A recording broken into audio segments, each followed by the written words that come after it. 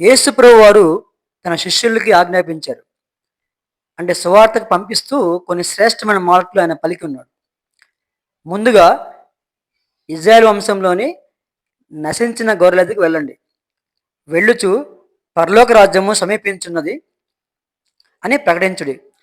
ఈ వాక్యాన్ని మనం జ్ఞాపకం చేసుకుంటే ఈరోజు చాలామంది సువార్తకి బయలుదేరుతున్నారు.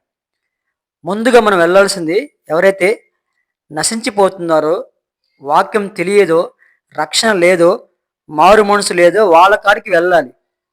వెళ్ళి ప్రభు గురించి ప్రకటించాలి. దేవుని వాక్యం చెప్పాలి. వాళ్ళకున్న కష్టాన్ని సమస్యను తెలుసుకొని ముందుగా వాళ్ళకి పరలోక రాజ్యం గురించి చెప్పాలి. ప్రభువు నమ్ముకుంటే స్వస్థ, ప్రభువు నమ్ముకుంటే ఆరోగ్యం అవన్నీ కలుగుతాయి.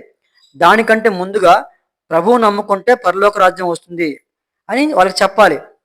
ఈరోజు చాలామంది మరి ఆ విధంగా అడుగులు ముందుకు పెట్టలేదు, కానీ వాళ్ళ యొక్క సొంత ఆలోచనలు, సొంత చిత్తంతో ముందుకు వెళ్తున్నాయి మనకు అర్థమవుతుంది. కాబట్టి ప్రభు యొక్క చిత్తము మన యొక్క సేవలో నెరవేరాలి. ఆమెన్.